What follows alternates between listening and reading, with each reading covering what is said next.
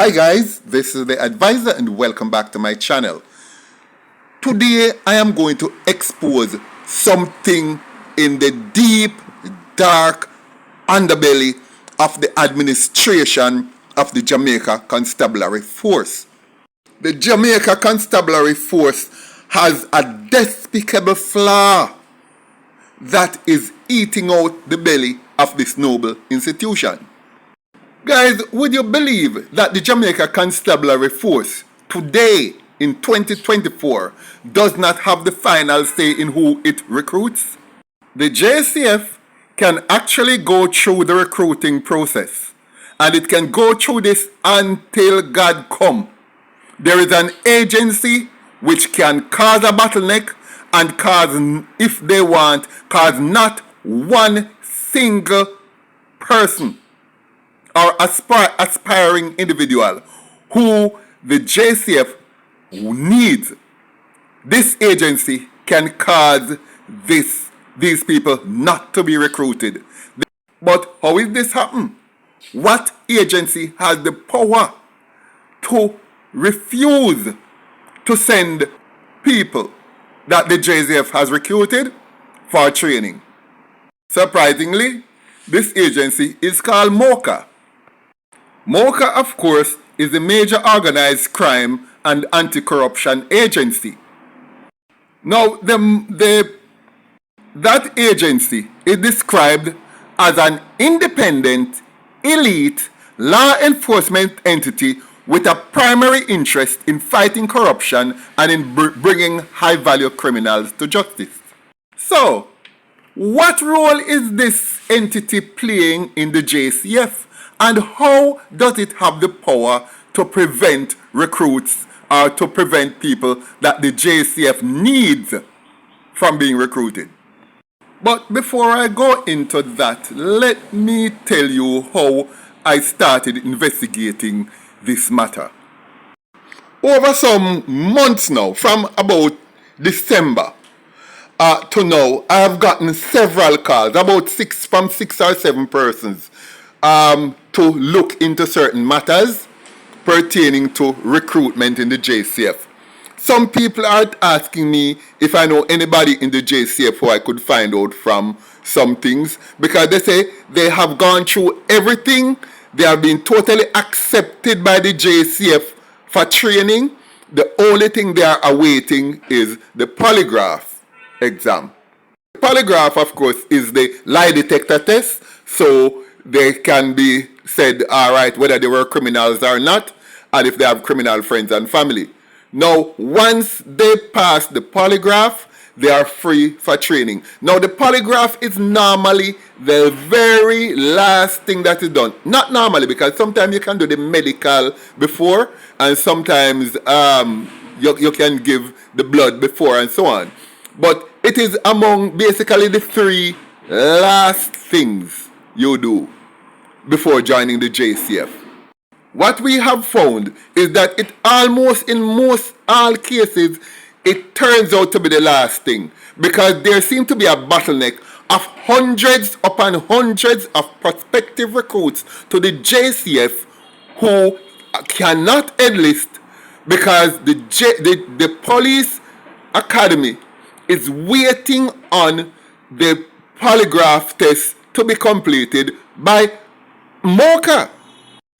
Now, the JCF itself used to have a polygraph unit, and I'm suspecting that it still does.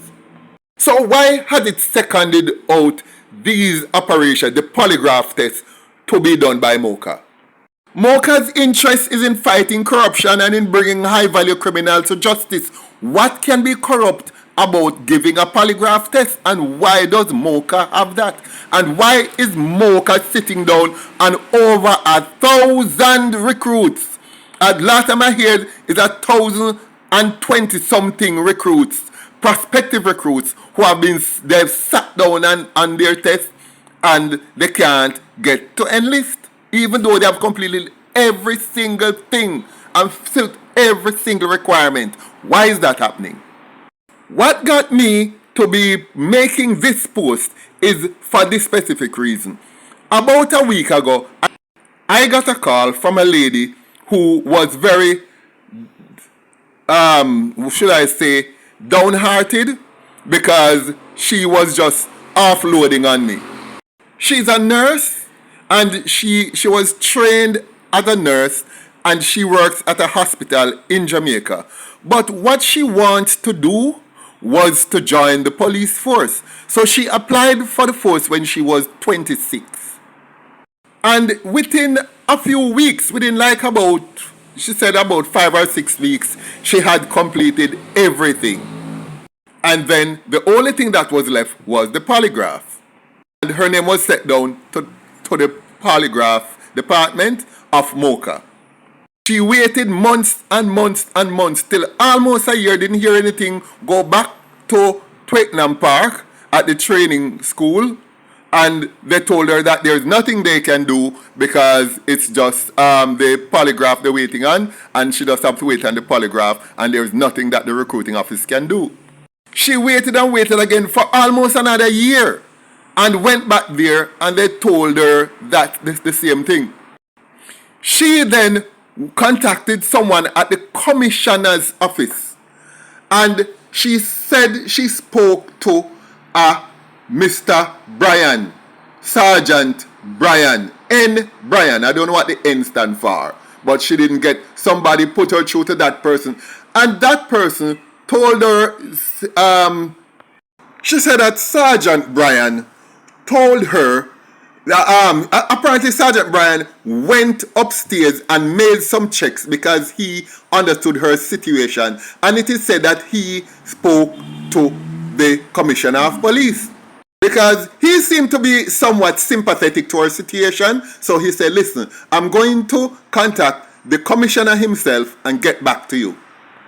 He got back to her. I'm not quite sure if it's the same day or a day or two later, but he got back to her or she got back to him, and he said, Sergeant Brian said, they made checks and said it is impossible for them to do anything. There is absolutely nothing. It's totally out of the hands of the Jamaica Constabulary Force. So she will just have to wait and hope that they call her. Well, I think that phone call to Sergeant Brian was made probably over a year ago. But here's the thing. 4 years has passed and she has now reached 31. And the final date for youth, you have to be at least a minimum of 30 years before you can enter. And she just reached 31. And therefore, when she see 31 approaching, she applied to Canada. And she is now leaving for Canada, leaving Jamaica, probably for good. We have lost one of the best individuals who could have served Jamaica correctly, and all because of what? The JCF has painted itself into a box by seconding off one of its greatest assets, its polygraph unit. Maybe close it down, or at least diverted that power to MOCA. Now, I would like somebody in the island, the Minister of National Security, I'm not Member of Parliament, I want the Parliament to tell me why did that have to be done? I want to understand. There was a time when MOCA was not a standalone body. It had it was manned by members of the Jamaica Constabulary Force who was seconded to MOCA. But what I'm getting to understand is that MOCA is now a standalone agency since 2022. It has its own agents which have special MOCA powers. So in all, when I listened to this lady's story, it was the last straw. I said I have to do some digging into this and see what's happening. Now, I have since learned that there are over 1,000 backlog of recruits who have not been recruited, and these go back over about 7 years. In other words, something is wrong. Something is being lost in the system. And MOCA seems to be a law unto itself, because if it doesn't feel, they don't seem to have a system, it's like they have a batch sent over, a batch of files sent over from the police academy. And when they do, they just do the files that are on top. And so the files come in and go on top, they take off the ones on top. And they go and take off the ones on top. And the ones at the bottom never get recruited because they do not turn these files over to get to the one at the bottom. I'm assuming that that is what is happening at MOCA. It's like having eggs. If you buy eggs, and you're an egg merchant and you buy the flat of eggs. And every time new eggs come in, you put them on top. And every time new eggs come in, you put them on top. The flats on the bottom, what thing going to happen to them? They're going to spoil. Because they stay under there too long. They need to be rotated. And what seems to be happening at MOCA is that the files are not being rotated. So people come in and they just take off the one on top. Now this you call an elite agency. And it seems that MOCA is answerable to no one. No one. The police can't call MOCA office. Not if the commissioner of police can call MOCA's office and tell them anything, because they're a standalone body and they're a law unto themselves. Now, I would like to know who gave MOCA this level of power and why. And also, is there an oversight body that regulates them and check to see if they are doing their job the correct way? I don't think so. But if you don't want a joke, guys, there is a body inside of Parliament that is known as the Public Bodies Management and Accountability Regulations. And they regulated and put in place certain rules and regulations and the parameters under which MOCA can operate. And I wanted to take a listen and a look at this short video clip, and then we can get back to you. This, of course, this meeting was held in November of 2021, and this act that Malahoo Fort speaks of in this clip, it was actually came into effect on the 1st of January 2022. Now listen. Just to remind the Honourable House that MOCA does not have general policing powers, and so these rules are required to ensure that they operate squarely within the four corners of their enabling act.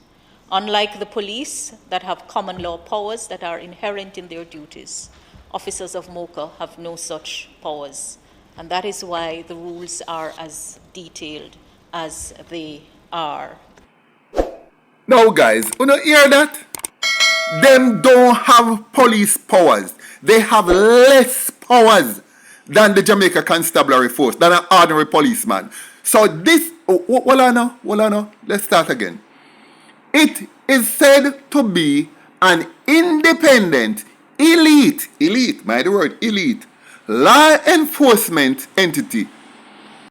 And you have an independent, elite law enforcement entity that have less powers than the police?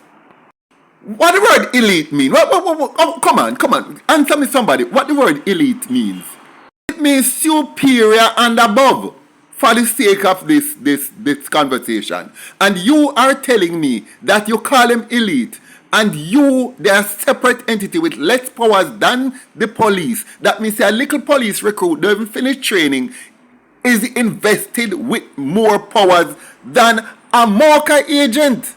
And then you turn around and give this body, this MOCA agency, the power to create a total bottleneck and discombobulate the recruitment efforts of the Jamaica Constabulary Force. People can be waiting up to 7 years. I hear in one case. And this lady who waited 4 years and we lost her because of MOCA. Is the government of Jamaica really thinking? You know guys, every time I take a look at Dr. Horace Chang, I can just think of a ball of smegma. S-M-E-G-M-A. When you look it up. That is how I think of that individual. I wouldn't even call it a man. Because if he can be actually presiding over such a system that is wrecking the Jamaica Constabulary Force from meeting its recruitment objectives And you are going to tell me, and this agency, which is less powers than an ordinary constable, and you are telling me that they have the power to stop the JCF from recruiting to the level or the extent that they wish to? And they are so above the JCF in practice that they can decide whether or not, and the JCF can't even communicate with them or talk to them because they are so out of it, and they have less powers than the police. I don't get it. It now make no sense to me, and I have to ask why. Now, for you guys who stay with this post so far, don't you see, you create an agency to duplicate everything that the police force was already doing, and then use it to discombobulate the recruitment aspect of the Jamaica operations of the Jamaica Constabulary Force, when it have duplicity of task, overlapping of responsibility, and it lacks jurisdictional specificity. Anyway, the parameters are so narrow and so overlapping that nobody can really say what is a job for MOCA and what is a job for other elite branches of the Jamaica Constabulary Force. It can go anyway, anybody can do anything. So what's the point of creating this quote-unquote elite branch of the job of law enforcement and give it less powers than police, then put it to suppress police recruitment, and I don't know what else. This is something that the government need to look into and need to tell us what's going on, because there are lots, the police themselves are being frustrated by not getting enough recruits when those people are waiting to be recruiting and can't be recruiting, and these people tend to be just our best minds, our best brains, are now leaving the country to try and go overseas when we have such good men and women could put in uniform. Something is wrong. If there's one thing I'll say here is this: the new commissioner of police, Dr. Kevin Blake, I say you wear pink drawers, but you can prove me wrong. All you have to do is to try and fix this. If you fix this, if you can hear about this, and if you fix this, you will be the man, because you will show that you have little use. Because right now I think say you don't have no damn use. But sir, you can prove me wrong. You need to take a stance and make something go down in history of something that you change. You can have an effect on this. So, and honestly, if you get a hold of this, make me know say you fix this, and stop stifling the young recruits, the Jamaicans who want to join the Jamaica Constabulary and can't get in because you second out the best operations or your critical operation, which is your recruitment drive.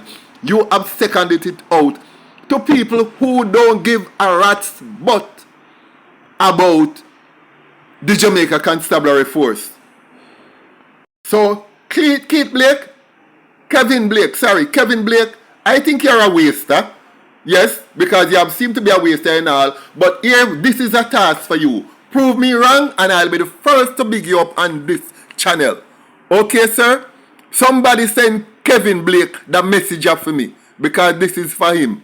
Alright?